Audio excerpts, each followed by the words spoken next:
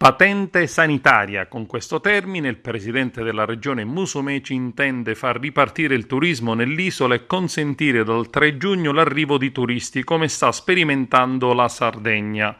Ne è convinto il governatore, che dichiara: a decidere non sarà la politica ma i numeri, la curva epidemiologica. La cabina di regia sono i numeri. Se non aumentano i contagi abbiamo ragione di aprire alle altre regioni dal 3 giugno, e se anche questo dovesse andare bene potremmo pensare anche all'arrivo di turisti stranieri, adottando tutti gli accorgimenti previsti.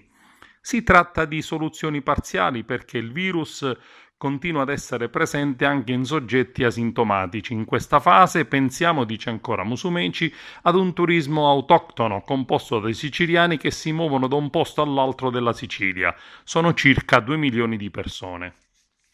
Se Sicilia e Sardegna guardano con interesse alla patente sanitaria, gli scali aeroportuali stanno valutando la riapertura dei voli in tutto il territorio, Sicilia inclusa, terra di attrazione culturale, archeologica e gastronomica.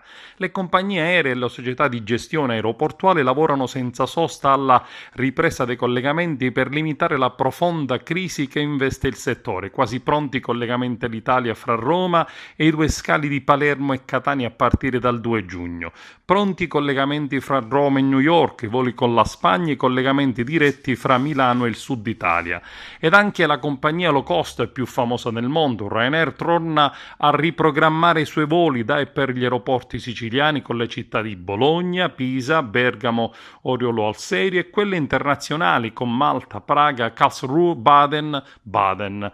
Bisognerà adesso capire modalità di prenotazione e soprattutto costi di voli per i passeggeri. Vale la pena di ricordare che se alcune compagnie stanno riprendendo a volare, altre devono rimborsare i biglietti, almeno 1.000, ai tanti passeggeri rimasti a terra a causa Covid.